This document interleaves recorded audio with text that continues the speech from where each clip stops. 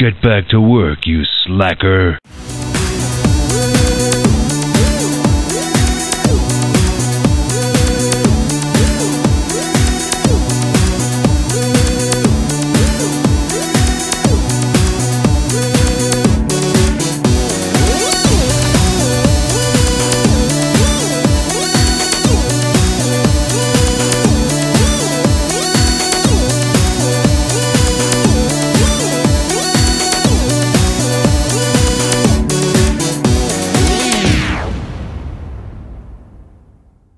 Okay, and hello everybody. Welcome to the inaugural podcast for hardreset.co.uk. If anyone at all is listening to us right now, then I welcome you and wonder how it is that you found us at all. But if you're an avid reader of our site, then welcome. We got a lot to talk about, so I suppose the first thing we should do is actually explain what hardreset.co.uk is all about. And first of all, I'll introduce you to my colleagues who are joining me on this wonderful podcast to talk about all of the things that you want to hear about. First off, we've got me. I'm Tom Reed. I'm your host. I'm also a writer and a freelance games designer. So if you ever want to write in or tweet me or Facebook me, then that's fine. It's my name. And I can talk to you all about how to make games. Next up, we got Dan Hobbs, content manager and joint founder. Say hello. Hello. How's it going? It's going good, thank you very much. We got Ben Kwai, personnel manager and also joint founder. Yes, I am also here. Awesome. We got Russ Greeno, the podcast producer, editor and writer. Say hello. Hello, thanks for having me. All right, it's all good to have you guys on board. And last but definitely not least, from the Northern Lands, Matt McKeown. From Beyond the Wall. How's it going? Beyond the Wall. Ready to shoot any. We don't have any Welsh people on today's podcast, so I think they are safe. I don't know if you can reference something which was a test which no one will ever. It just makes me sound like I'm massively hating the Welsh. It's all right. All denominations are welcome here. So I suppose for those who are just tuning in, we want to know what hardreset.co.uk is all about and how did it start. So Ben, if you want to step in as the co-founder and tell us how the whole thing got started. Well, it started with a dream and an image and then a sleep, then a bit more of a dream and then a conversation. That sums it up pretty much. Basically, I'd retired from the writing journalism game long time ago. Put my dreams to bed, focusing on a proper job. Mr. Hobbs, they get a maker. Exactly. Mr. Hobbs was working for another video game blog, writing very poor articles on a very poorly designed website. Charming. Ouch. But I said, young man, listen to me. I have an idea for a great gaming website, which will be full of journalistic integrity and spunk, have hard-hitting opinions and great features. Did you say spunk? Spunk, that's fine. So, Dan Hobbs, tell me how hardreset.co.uk began. Well, many moons ago, me and Ben, we used to do a small podcast, not unlike this one. We run it for a couple of years on and off, had a small following, and then Ben decided to go into retirement because, laziness, and decided we'd make no money out of it. So we thought, we'll keep it quits. It was good, but we'll move on. And I carried on writing for, I did a couple of websites and then wrote for this, terrible website. Ben decided he thought it was time to come out of retirement and, convinced me to leave that and then start Hard Reset with him, about this time last year. It's pretty awesome. It sounds like a Rocky movie in games website terms. It was kind of like Cuba because there was we had a revolution and we actually killed this other website. Yes, we did. Yes, we did. So how does the hardreset.co.uk, how does it, can I just call it Hard Reset? You can. Saves my breath. So how does it appeal to our audience? Because we got 100,000 hits for the year just recently, which is incredibly impressive for its first year out. What do you think is our pull? What's our unique selling point? Well, we don't like to think of ourselves as another one of the gaming websites that just regurgitate press releases that like will cover every single map pack, every single tiny little announcement. We like to think of ourselves more as journalists and writers than video game writers. We have lots of talented people, including all yourselves, writing for us. We've got great opinion articles, great features. We cover the news that is important, that could, change the industry, affect the industry, and just games that are, fun. Cool. Mr. Quai, as a co-founder, where do you see our site going in the future? I'm hoping that we will take over the world and have a base on the moon. Hopefully in year 2, we hope to step up. I'd like to have 250,000 hits by the end of year 2, which is, that's a big number. And we're hoping to expand the YouTube page, really get our video content cranking out.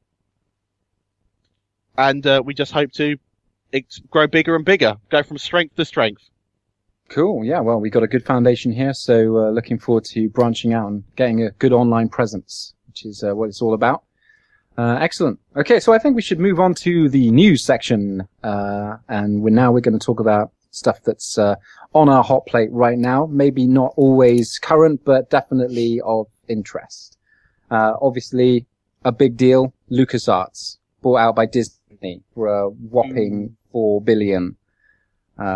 So what do you guys think about that? Are you happy or sad? Matt, your thoughts? Oh, from now on, I'm going to end every sentence with bloody Lucas. Well, I mean, think about it. The last 3 films are generally considered to be insulting to the franchise as a whole. Me, myself, I don't like Star Wars because the majority of the stuff in the franchise is not good. And I would rather say that I like a little bit of Star Wars, which is the first 2 films. And that's fine. But I think that what Disney has done with Marvel, think about all of the Marvel films that have come out since Disney took control and breathed new life into a franchise and created this phase 1 and then the Avengers. It's brilliant. People are going nuts for it. Why can't Disney do that with Star Wars too? I think this can be a really good move because Lucas, bless him, he's great at having an initial idea, but when it comes to expanding on it, he falls flat on his face, and he's shown time and time again. Skull. Right, Indiana Jones, it's pants, because back in the old days, Star Wars, people said, hey, you can't do that. George, you're not rich enough to tell us that you're going to have it your way. We can tell you right now it's going to be bad, so you're not going to do it. As a result, the first couple of Star Wars films were awesome because half of his ideas got trash canned. But in the last 3 films, he got to do whatever he wanted. And as a result, it was crap. Yeah. Am I right? Yeah. We don't talk about the prequel. It's only 4, 5, and 6. They're the true. I was just glad to see the back of bloody Jar Jar Binks. I hate him so much. I didn't realise when I first seen the film how much he annoyed me. But going back and watching it, I'm sitting going, oh yeah. Well, you'll be quite happy to know that the actor that played Jar Jar Binks, I believe, is dead. So wasn't that old? It could be considered karma. No, it's good. Well, the problem with it is, for me, Jar Jar Binks, and this is going way off the game subject, but and I'll bring it back in a sec, but it's interesting how in the first 3 films, you don't really get that much of any kind of racial stereotype at all, despite the fact that it was made in the 70s, and that was almost accepted, and it was fine. But now, so far into the future, and we've got all these ideas of being PC and not, labeling anyone for having too much of a racial stereotype, and that when Lucas decides to bring in this Jamaican rabbit. It beggars belief. I just don't understand it. But and now that Marvel is in control, not Marvel, sorry, Disney are in control, it means that we probably won't be getting those terrible mistakes. But are we going to get Darth Vader, Donald Duck, and Mickey Mouse, Han Solo? Well, ask yourself this: did we get Iron Duck or did we get Thor Mouse? No, we didn't. We got incredibly solid comic book portrayals of characters, and there wasn't a hint of Disneyfication in that. So, I think that Star Wars is in safe hands. just to segue it back into games again. I mean, there's a film out just now that Disney made, Wreck-It Ralph. Mhm. And if you're aware of this, and it's all about like a computer game character that goes AWOL. And there's lots of little references throughout the film to other game genres like Mario, a few other things. And it's a proof that actually when Disney put their mind to it, they can actually focus on the subject matter. Yeah. Yeah, I think good times ahead. Greeno, how do you feel? Well, the thing I'm looking forward to is in Toy Story 4, we're probably going to have Star Wars figures. And what's his name? The little green dude. Yoda. You know, I was going to say the Hulk. No. But, Star Wars in Toy Story 4. That'll be cool. All right. Obviously, if you out there in podcast land want to weigh in on this subject, or if you've got your own ideas, then you can always contact us. Kwai, have you got an address for our beloved listeners? It's a podcast at hardreset.co.uk, I believe. That it Nice. is. Okay, we'll give you a full list of all of our tweets and contact details at the end. So if you want to talk to any of us in particular, especially me, I could do with some kind of social output, then we'll give you those at the end of the show. Okay, Grand Theft Auto 5. Release date confirmed. Are we pumped? Go. Incredibly. Always pumped for a Grand Theft Auto yes. game. As soon as I saw the poster of the woman getting arrested, the hipster woman getting arrested on her iPhone still, Rockstar always have their finger on the pulse. That they only really put out stellar games. It's true. And you know what? Unlike other game makers, and I'm not going to call out any particular production house, Capcom, you guys, they just what they'll do is they'll regurgitate trailer after trailer after trailer. They'll release gameplay. They'll release, oh, by the way, did you know we're going to have this character in and this character in? Reveal, reveal, reveal. By the time the game comes out, I'm pretty goddamn sick of it. I don't even want to play the game. So it's so refreshing that they close the door, they make a masterpiece, they open the door, you play it. That's the end of it. And that's probably what I'm most excited about, is that I don't really know anything about Grand Theft Auto 5. It's going to be a complete revelation when it comes out. Knowing when it comes out in the spring gives me something to look forward to for sure. I'm just hoping they've put the fun back in Grand Theft Auto, because with number 4, the Eastern Bloc coming to America story was very down, very depressing. There was moments of dark humour, but on a whole, it was quite a dreary experience. I'm hoping they mix in a bit of San Andreas, bring it all back to the fun that you can have with Grand Theft Auto. Of course, still telling a compelling story. Actually, I love number 4. I thought it was fantastic. Just, the silly stuff has its place, but I think it much more suited a serious story. Yeah, I guess so. I was disappointed that they didn't use Jason. When I first saw the initial picture of Bellic, is that his name? Yeah. I thought that it was going to be Jason Statham, and they were going to use his voice. And I was really excited. I thought, yeah, why not actually get current film stars to actually play the roles, a bit like Vin Diesel does in his games. So that would have been cool. I was kind of disappointed. I still think that San Andreas is the best GTA. Vice City. Yeah, Vice City is probably for mood the best. I'll agree with that, and also Definitely. music, because I grew up in the 80s, so I love that stuff. But think about it. You can fly jet planes, attack helicopters, or all the vehicles. You got like this and you got this RPG element, so you can actually tailor how you look. I think that for pure do it your way, and also the size. San Andreas was the best, but they say that this new one's going to be bigger. That area is like just as big as the whole of San Andreas was in PS2 days, I think. Well, you've got, I believe, we know Vinewood's in there. Yeah. So we've got to assume Los Santos is in there, and that kind of. So you've got the San Andreas setting, but with there's all the Mount Chiliad stuff is in there as well. We've seen that before, and there's somewhere at the Vineyards. Is it Vineyard Place from the first trailer as well? So there's gonna be a lot more like variety, even though it's set in like one state. So one state of San Andreas. I think it's going to be a very exciting game, because Rockstar always take what's been going on in real life and spin it their way. So you look at what we've had, the past couple of years with recession, with, Barack Obama, with all that kind of, with Twitter and all that kind of stuff. It's going to be, they've got a lot of material to draw on and satirize.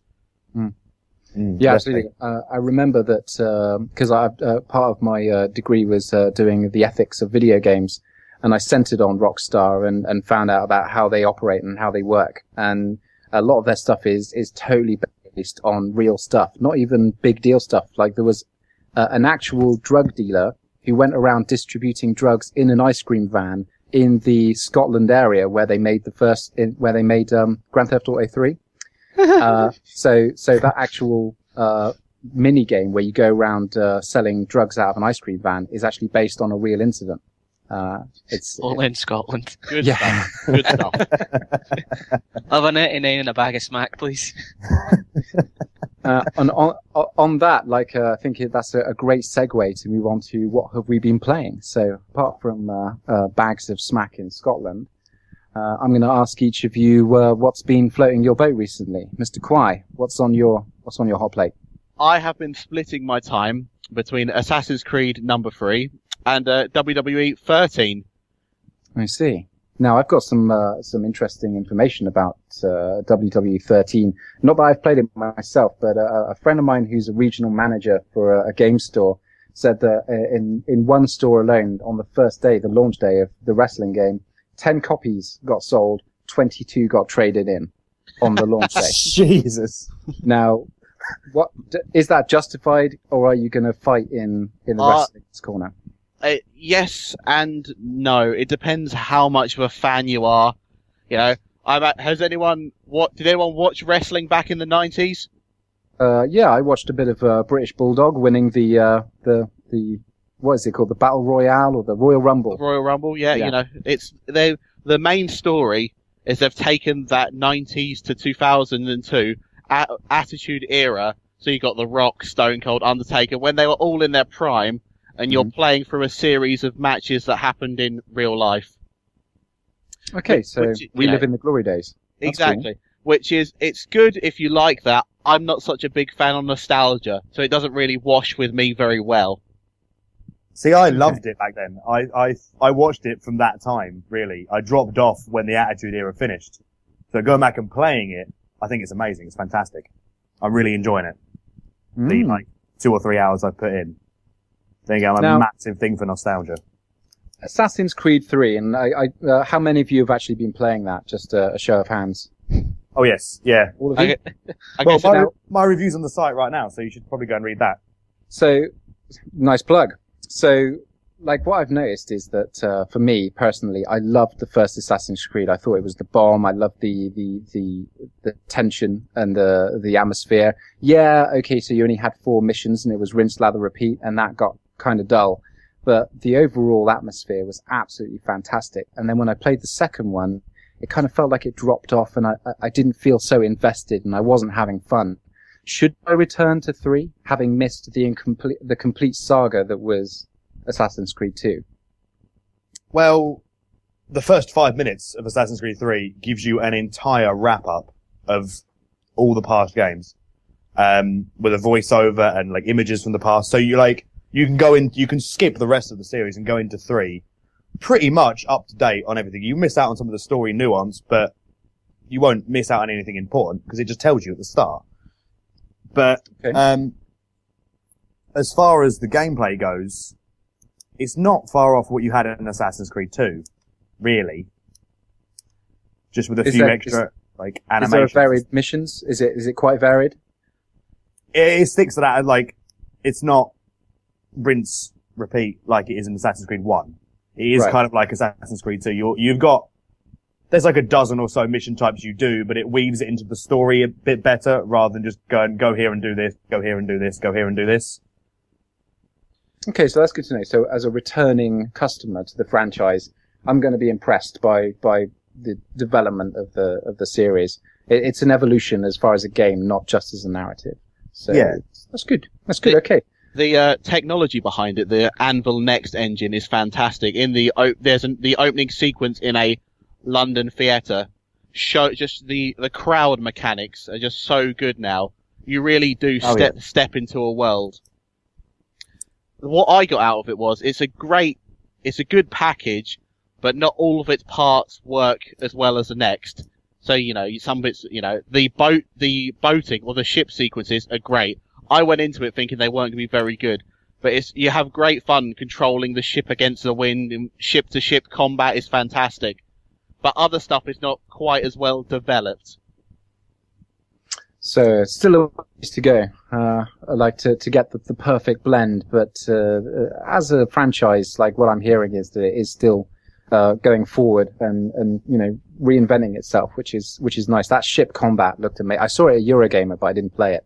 But the ship combat looked like a lot of fun and so different from climbing across rooftops. And I think that's what a game needs, is like that ability to have a free running model, and that's what really sold the Assassin's Creed franchises, leaping from building to building. And then in this one, you're, sailing a ship, which is the complete antithesis of running across rooftops.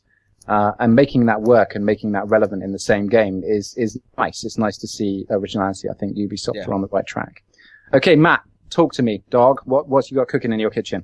Well, I've been playing the new DLC pack for Battlefield 3, the Armored Kill one. And it's basically you get 4 new maps, a bunch of new vehicles and challenges, but the way it is just now, I really like it because of the size and the fact you can play a bit with the tanks, because I've always enjoyed the sheer thrill of just ramming through a building in the tanks. But the only downside is the price for what you're paying. I mean, it's 1,200 Microsoft points, that's about £10, and now you're getting this 4 maps. 4 really nicely designed maps, but still 4 maps. Yeah, it's definitely a point of contention, the whole DLC thing. I mean, especially with EA. I mean, if they made it a bit cheaper, like say 600 or 800, then you'd be saying, well, that's a really good deal. But just now, as it stands, I think it's just a bit too much for what they're offering. I mean, just while we're on the subject of Battlefield, my dad is a massive fan of Battlefield. He loves it. He played hours and hours and hours. And as soon as Battlefield Premium was announced, he brought it. So you spent 40 quid on a game, and then you're spending another 40 quid on, maps, and it completely boggles me. But it's done well. There's a really weird DLC that I was going to harp on about a while ago, which is this thing they do where you pay £5 and you've got different classes like the assault, the engineer, and the sniper, and that's it, the assault, engineer, and the sniper on the sport, and you pay £5 per class and it unlocks all the weapons and all the equipment. And what you're basically doing is, if you just bought the game, you're paying EA to play the game for you. So rather than grind and get all these weapons, EA are going, well, give me your money and I'll go play it for you, son. On you go. And it's worked well for them as far as I can tell. Well, there's always if you like something, then, and there's more available of the thing that you like, then, the temptation is tempting. But, I mean, this is it. As consumers, we have to vote with our wallet. And sometimes, even if we really, really want it, we have to say no, just to let the companies know that what they're doing is essentially overcharging or taking advantage of hype to cash in on a product. Thing is, gamers won't always be loyal to that business model. And DLC is a very tricky, contentious issue. That's for sure. Okay, Greeno, talk to me. Well, I've played quite a few games, but a little bit of each. Should I just list them off for you? Yeah, so you've had a smorgasbord. You've had a tasting session. That's right, yeah. So what have you been nibbling on? Tell me. A bit of Resident Evil 6, which I do quite like. It's getting a bad rep, but the Leon campaign is very much like Resident Evil 4, which you'll be pleased to hear. Very much. Well, a friend of mine lent that to me today. So it's sitting upstairs, and I'm going to play Leon's campaign. He tells me I should just play that and then leave it. Yeah, sounds about right. Yeah. The other two aren't brilliant. There's some crappy, gimmicky driving scenes and things like that, but they play alright. Anyway, that's enough about Resident Evil 6. I've played. Okay, Resi 6. That's Resi 6.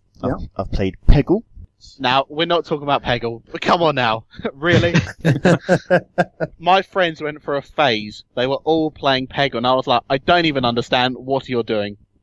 Same here. I hate that game because it just annoys me. Because everywhere I went, people were playing Peggle. And I never understood. I've heard the name, but I have to admit, and maybe this once again means my finger's off the pulse, but yeah, I've not even played Peggle. That's down in flames, Greeno. Have you been snacking on anything else? Okay, yeah, I've been smattering with the latest Professor Layton game. Okay. So I've seen that advertised a lot on the TV. The new Professor Layton, he's back. Solve more puzzles. Is it essentially a brain training game with a story? Ooh, I've never thought of it like that. It's a bit more advanced than that. Okay, what do you do in it? Tell me as if I've never heard of Professor Layton before. What I expect when I'm plugging in the cartridge? Well, it's a puzzle adventure game, and you carry through the story with Professor Layton and his assistant called Luke. And yeah, you solve puzzles. There's normally about between 100 and 200 puzzles in the game. Damn! Yeah. They're only little puzzles, like little logic puzzles, and I can't think of any examples offhand.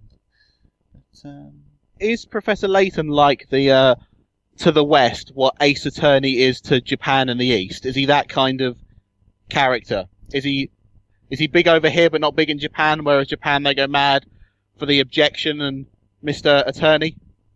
I think they're both popular in Japan, and they're both coming up in the same game next year, aren't they? I think actually there's even a crossover. Yes. And all I can say to that is objection. Good one. Okay, I'll finish up with what I've been playing because I've got something I wanted to talk to you guys about. I've just finished, very late, but better late than never, am I right? Playing Uncharted 3, Drake's Deception. And I got to ask you guys, because I wasn't entirely sure why the bad guys were bad. Okay, look at it from my perspective. I'm sitting down, I'm playing. I open up the game. Oh, spoiler alert. But it opens with you're a child version of Drake and you steal something, which is a crime. Okay?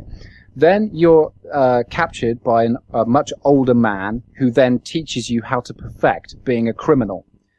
Then it cuts to the future and you run around mercilessly killing thousands of people who look like they're Agent 13 cosplayers, or Agent 47 even, from Hitman. They've all got black suits and red ties, heads. But literally, I killed hundreds of those guys. But every time the bad guys capture me, which is over 5 times, they let me go. Because they don't want to kill me. So, I'm a master criminal, I kill people, and I'm racing for an artifact that no one has dibs on, and I even wear the thing that I stole as a child around my neck, like some kind of show-off bling. Why is Nathan Drake considered a hero? As far as I'm concerned, he's an a-hole. Am I right? But he's so smooth. He's so charming. I mean, he's Indiana Jones the game, isn't he? Without Lego. The start is even the same Indiana Jones too.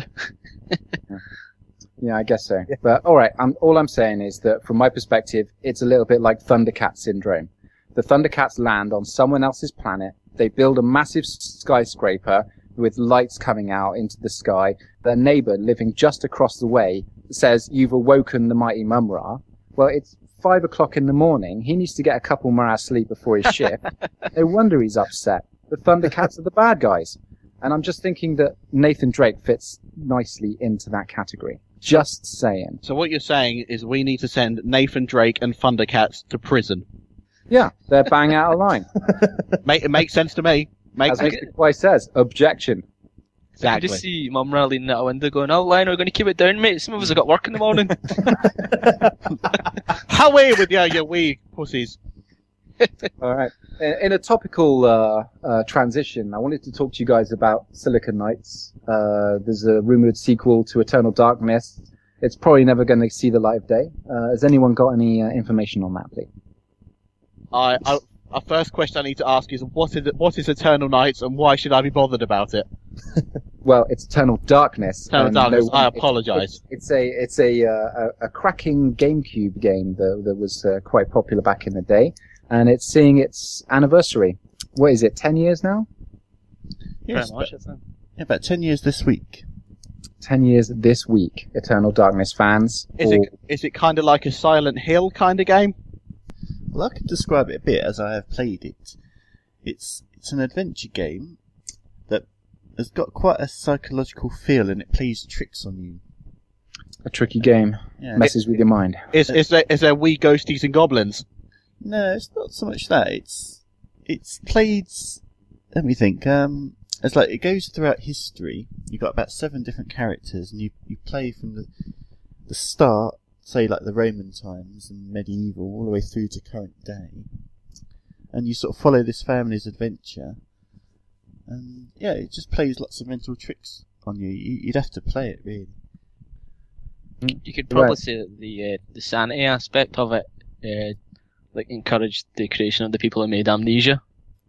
Silicon Knights are a very cool company. In my eyes, they've done some really great stuff, but they always seem to be either mugging someone off. Like they had an issue recently, like a few years back, where a game that they were ready to roll out on, but they used someone else's game engine.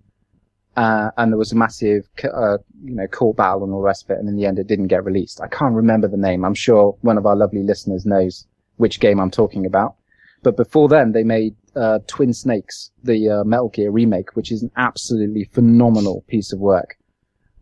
So I've got a lot of time for Silicon Knights, but they're always in trouble. And it looks like the fact that Eternal Darkness 2 is now getting shelved could mean, there may be a nail getting hammered very definitively into Silicon Knights' coffin. Well, I think they had several nails when, just to counter Twin Snakes, which, they remade for the GameCube, when they released 2 Human, as much as I love Vikings, it was awful. and then X-Men Destiny. So it was 2 things I was very excited about that they completely cocked up.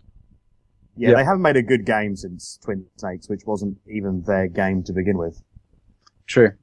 Mind you, just an FYI for Metal Gear fans out there who were wondering why Metal Gear 1 wasn't included.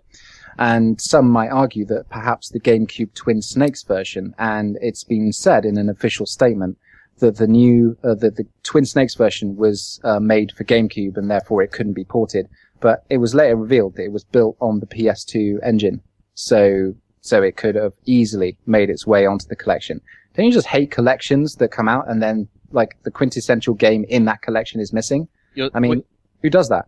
Hobbs loves the collection. I think he owns most of the PS3 collections out there. I've only got a couple, I think. I had the Tomb Raider one, and the Ico one, and the Sly one.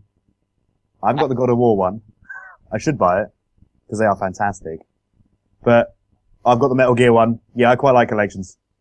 I love to collect. Sticking myself up. I've only got a few, except all of them. What about trilogies, though? You got these games that seem to always, movies as well. It has to now be a trilogy. Is the idea of just a single story with a beginning and an end and a wham bam? Thank you, ma'am. Enjoy it. And if we make another one, it'll be unrelated. Is it an integrity thing? Or is it the fact that if it sells well, you're guaranteed 2 more successful games? Or is it that game designers actually want to make 3 games to tell their overall story? It can't be it's too much of a coincidence that all of these companies all want to make trilogies. So it must be some kind of successful business model. Matt, your thoughts? Well, the idea of trilogies, it tends to be game number or movie number 3s when they really either do really well or completely cock it up.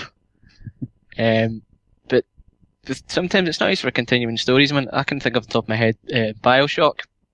Okay. Each one of their games is standalone, and the first one was fantastic. The second one, not so much. And the third one, I think, looks to be the best out of them all so far. Very excited about that. That's because it looks like a good old-fashioned, solid one-player game. Yeah. And usually, I forgot to mention this about Grand Theft Auto, but it'd be interesting to maybe we'll talk about this closer to the release. But actually, what is going to be the multiplayer element? Because I think a lot of people have always been angling for hopefully a full cooperative mode within Grand Theft Auto. But yeah, we'll talk about that maybe next week. So yeah, the trilogies and the what else you got for me? Tell me, what's your favorite trilogy? Do you think? Oh, my favorite trilogy. I would have to say the Metal Gear ones. I love the first one. I don't really like the second one, but I think the third one, Dano, back me up in this. Metal Gear 3 is the best out of them all, I'd have to say. Oh, it is fantastic. Snake Eater. It's fantastic. Isn't that just a James Bond film? It is pretty much a James Bond Yeah. film. You know, if you type in a Snake Eater karaoke, you can actually get an instrumental version with the lyrics. And I swear, like when I'm doing my coursework, I'll actually bring that up and do a little bit of a karaoke thing to Snake Eater. It's amazing. I love that whole game. You're absolutely right. It ranks as like in my top 10 games of all time. It's brilliant. Yeah, I mean, even the villains in it are like Bond villains. They're just insane. But was Metal Gear ever said this is going to be a trilogy? Because from what I can tell, it was like, oh, we've released Metal Gear. Oh, it's done well. We'll do a second. Oh, that's done well. We'll do a third. I kind of want to stop, but it's done well. We'll do a fourth. Oh, that's done well. I still want to stop. We'll do another one. The story of Hideo Kojima's life. Yeah, it's kind of a joke, really, that he constantly says, I'm going to hand over my Metal Gear thing, Lucas style, to a new generation, and hopefully they'll continue to make great games. But let's face it, guys, Kojima don't have nothing more in the tank. He's not making anything else. He can talk to you all day long about his light-activated Game Boy Advance game that he's all chuffed about, but he ain't got no new ideas. If he had new ideas, he would have had them by now. To be fair, So most of his Metal Gear ideas probably involve some sort of hallucinogenic drug and maybe a war film, and then he just writes down Nanomachines. and nanomachines. Yeah, he writes I don't know if it's nanomachines in a big bit of paper in a circle, and he goes, right, oh, how can I put this in a little web diagram? The story makes complete sense. I don't know what you guys are talking about. It's all perfectly clear. I'm sorry, what? It's all perfectly clear, you know. Nanomachines are the answer to everything. Nuclear walking battle tanks, it's all grounded in reality. you know, there's in reality, there's like a massive defense contract in the UK for anyone who can figure out a way of heavy machinery that moves across a battlefield but doesn't involve wheels. And, you know, the contract is still outstanding for anyone who can actually come out with a legitimate, fast-moving machine that doesn't actually use a standard wheel mechanism. That includes tracks, tank tracks and stuff, but actually a whole new method of movement. Is this a listener competition? If you send it Right, to us, we will back you. We will back you, as in deny that we ever received anything from you, and then Hard Reset will now become a Hard robot Reset. building. Hard reset hover tanks coming your way. There's a great blurb I read about Black Ops 2 that all the technology they use and all the kind of futuristic stuff is grounded in technology that's either in a prototype stage or they are due to bring it out in the next few years. So I thought that was kind of cool. Well, there was a lot of that in the new Ghost Recon, wasn't there? Although I suppose the Harry Potter cloak of invisibility is on its way to our soldiers soon. And Toys R Us. Exactly. Okay, so if you guys out there want to check out any of the currently in development technology that they are also basing on Call of Duty Black Ops, then you can YouTube Boston Dynamics Big Dog. And Oh, you will not see, Big Dog. Oh, it's You'll terrifying. see It's a really terrifying. noisy quadruped equipment carrying vehicle. And the guy boots it and it kind of loses its balance but then rights itself. And it's so eerily organic when it slips on the ice but then sets itself straight. It's kind of freaky, but it does make an awful lot of noise. That's where it's getting very Metal Gear. Yeah. So actual walking vehicles on the battlefield is totally legitimate. And they are spending an awful lot of money to make this thing happen. Wow, we got way far from trilogies. So Let's bring it back. Let's talk about some trilogies. You know, what we got? We got Gears of War trilogy. Was that about they want to tell a story, or was that for the money? I think it was for the money because there's one big plot hole at the end. One word, Myra. Yes. Yeah. As in Myra Hindley. Is that what you're referring to? Well, as in Queen Myra, she's human and all the other locusts are like lizards, and they don't really explain why she looks like that. She had a cracking chest on her. Yeah. I gotta say, like, not being Would- funny, but if I showed up and I was like, so you're the boss queen of all the locusts, I would possibly have to buy her dinner before discussing the eradication of her species. Now Mass Effect. Mass Effect is where I believe that they always had a trilogy in mind. Yeah. Yeah, it's pretty good, but they are making more. So They are I making guess more. that means a new trilogy. But then again, I guess there's an argument. Do you call a trilogy because there are only 3 games based on that intellectual property? Or can you say that you've got a whole bunch of trilogies, like the Star Wars? It's not really a trilogy anymore, No. is it? Well, it's that you have the well, I suppose let's take your favourite subject of Halo for example. That was the Master Chief trilogy until number 4, until they started doing other offshoots, and then obviously started a new. Well, it's a I don't know what you call a 4 4. It's a 4. Quadrilogy. Well, it's a That's the one. quadrilogy. Sure. No, I'm just calling it a 4. Yeah, I was confused for a while when I was trying to decide what to call all 4 Shrek films, but yeah, quadrilogy Disaster. sounds good. Well, surely when it comes down to most, trilogies, normally I would say that the first 3 are usually intended, narratively and by design, with a beginning, a middle, and an end. And then when it comes to after the third one comes out, the company who makes it goes, we like money, so we could do this more. I think that's generally how it goes.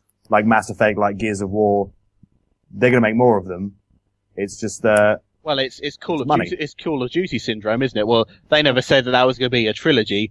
As far as you can tell, each game is almost apart from the Modern Warfare trilogy, which will probably happen. Oh no, that was right. There was you had Modern Warfare 1, 2, and 3, and there was an overall story arc. It didn't make any sense to me, but I do know that I chucked a knife at a guy who played by Lance Henriksen, and he died. The end, right? So we're good. Michael Bay saves the day. That's all I can tell from. It's just, that Michael Bay. He's made robot films. Let's just give him a budget and make us some Call of Duty games. It'll be full of explosions and moustaches. nothing wrong with that. I was so glad when I saw Hugo Weaving calling out Michael Bay, saying that his movies were garbage. That was beautiful. Yeah, To be fair, I think that interview, I think they just got Hugo Weaving hammered. It's like, yeah, Red Skull was rubbish. I hate Michael Bay. I've never even seen a Transformers film. Where am I? Where are my trousers? Yeah. Just another day on the job for a fine Aussie actor. Good for him. Don't get me started on The Matrix. Don't. Oh my lord! Jesus. If we weren't a game site, then I could rattle on about the Matrix all day long. I've rewritten the second 2 films in my brain, and they are amazing. I'm telling you right now, if someone wants to give me a call and pay me, I will make you Matrix 2 and 3 again, and they will be effing amazing. Trust me, it's in the bag. Okay, so on that bombshell, I think that we've covered pretty much all of our mainstays. I'd like to call out our community at this point. If you have any segments that you want us to discuss, and we'll probably start drinking before the next podcast, so to make things a little bit more, well, I certainly will. And we'll discuss your issues. So, if you've got a broken heart, or if you've stuck on a certain level, or if you just want to discuss the weather, then get in contact with us, and we'll get in contact with you. So you can tweet me directly at TomReed78, or you can get hold of us on our Hard Reset website. Mr. Kwai, if you want to hit us with those details. We've got at Hard Reset on Twitter. Just take out the middle. It's at HRDRST, because Hobbs doesn't like the one those ones. I couldn't find anything remotely Hard Reset related, so I went for Hoodrusid. Not even hard _reset. No. Nope, nothing. It's Hoodrusid. And we've got, we're on Facebook at on Hard Reset. There's a contact form on the website, hardreset.co.uk. Email us at podcast@hardreset.co.uk. We're available. Just come and talk to us. Yeah. And Matt, have you got your own contact, just in case everyone loves your Scottish tones and wants to hear more from you? Should we announce that it is Matt's birthday and he will be getting horribly drunk? I will be horribly drunk tonight. Hopefully. That is the plan. Wow, you're sober right now? Oh, barely. That's just his accent. Don't worry about it. Okay, my bad. Yeah, Matt, have you got your own tweet? I don't use Twitter, but if anyone wants to get in contact with me, you can probably get me through the Hard Reset website, really. Okay, Dan, have you got your own custom contact details? Don't say that to him, because we'll be here forever. Oh, geez, I'm on everything. Okay. Everything. Normally, Russ. DJ Hobbs on Twitter. Russ?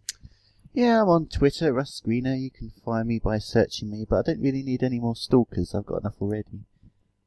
Yeah, my bad, but you know, the court order means I can have to keep my distance, but that doesn't mean I can't keep tweeting you. So just gonna have to live with it, dude. Okay, and the final section is the Nostradamus of the week. I want to hear what you guys think are gonna happen this week, Mr. Kwai. Your Nostradamus, please. Well, I think that America is going to continue having a black president for a long time to come. And possibly he might even go talk to Reggie about creating a special American version of the Wii U with the flag on it. It'll probably shoot fireworks, and it'll be good for everyone. Okay, that's a pretty damn good Nostradamus. I like it. Mr. McKern, what's going to cook in the next 7 days? Tell me. Well, I think since Halo 4's out in the next couple of days, I think Microsoft are going to have some serious issues with their servers, if not have a complete meltdown. All right. Mr. Hobbs. Well, we think we're getting a new GTA 5 trailer in the coming week. It was delayed due to the Sandy thing. Sandy! But Sandy thing. I'm going to put it down now in the annals of internet history. April the 16th will be the GTA 5 release date. Wow, that's an excellent Nostradamus, and also game-related, so you win a prize. Well done. Yeah. He wins a prize for something that most likely to happen. Yes. Yeah, this is very nice. Seen as like everyone has to use their own Xbox as a server link. So I don't know why we're paying Xbox Live subscription, to be honest, because they advertise on it, and never mind. That's a rant for a whole nother day. Okay, Greeno. Well, on that Microsoft theme, I have a feeling that Microsoft are out of the blue going to announce 2 Kinect games that are actually good. Whoa! Hold what your are they gonna horses. When pigs fly. Is that one of them? Yeah. Flying pig game. The sign you of the, flap your I think wings it's the sign and of the eat apocalypse. food. The Kinect game's actually good. So, do you know what these 2 games are? Well, they're probably quite top Making- secret, but we can guess. Okay, top secret games. Well, I know that there's a new Dance Kinect game coming out that has Gangnam Style. I believe that's DLC for Dance Central number 3. You- Or just Dance number 3. It's one of those. Yeah, I think it's Dance Central, and I tell you what, like, the idea of being able to dance Gangnam in my own home and feel somehow like it's not just really stupid, and do that in front of my Xbox, well, I'm sold. So that's gotta be one of them. What else? One more Kinect game tell me a Kinect game that you actually would think is worthy and that would actually take up your time. Anyone. Because my personal opinion is that a control pad in your hand, on your lap, with you not moving, is the ultimate gameplay experience. Getting up and waving your hands about, or lifting up a tablet so you can look at things from a funny angle, to me, it breaks the ancient tradition of gamer and pad, which is how it always should be, unless you have a control stick, and that's fair enough. So what possible reason would I go out and buy a Kinect for? One game. Give me your idea. I think... Go on. Fable Journey? I'm just joking. Don't be stupid. Don't give Peter Molyneux any of your money. He's the prince of video game lies. He's like Satan. He is. I think it has applications that are different to what you'd expect for a hardcore gamer. Like, I'm sure there's plenty of people out there who have one to do, like, fitness regimes in their own home. Like the like the UFC trainer or the Zumba thing or something else. And I'm pretty sure a lot of people would like it just to go Xbox next episode on Netflix. Okay, there is that. So, do you think there's any chance to make the Kinect, and let's face it, like, the initial outlay for it was, when it was still in the Natal, they were saying the Natal's gonna extend the life cycle of the Xbox by an extra 3 or 4 years or something stupid, which is ridiculous. But is there any way you could get a game on the Kinect that uses the features and apply that to any kind of hardcore game? I don't think so, personally. Like, if it means getting up and dancing around like an idiot, you've lost. I think if you use it as an extension of something like a survival horror, and you're running from something using the controller, and there's a door or a switch or a lever you have to pull, you actually have to reach up and pull it or something like that. I think that would work. Maybe, like, You know what? Actually, if you were playing like Call of Duty and you had Kinect, and you could throw your throwing knife by actually, just like whipping out your hand towards the screen, and it threw it.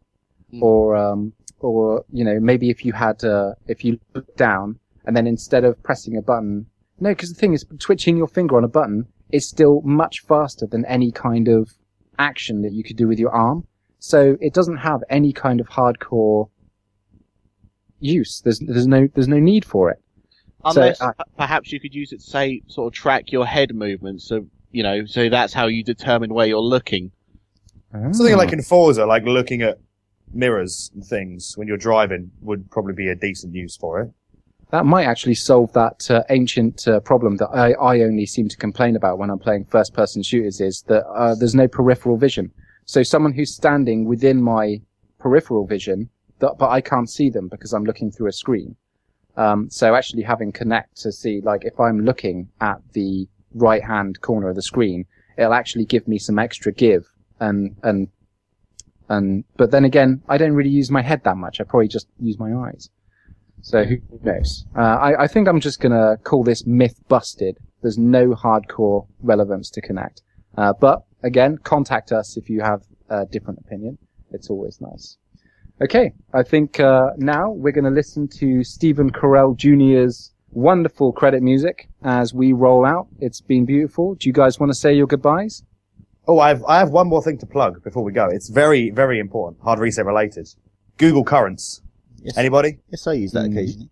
I heard of Google. I know of their work. We are now on Google Currents to subscribe to, so you can get all of Hard Reset's content, everything on the YouTube channel, everything we write, straight to your googly device. All you have to do is search for Hard Reset, and we are the top hit. Okay, it's always nice to be the top hit. For once. That's for sure. All right, well, from myself, Tom Reed, your host, goodbye, I'm Ben Quay. Goodbye. Matt McCohen. Cheerio, I'm gonna get pissed now. Dan Hobbs. Goodbye. Russ Greeno. Goodbye, everyone. And from Stephen Carell Jr., the writer of this particular song you're hearing, peace out.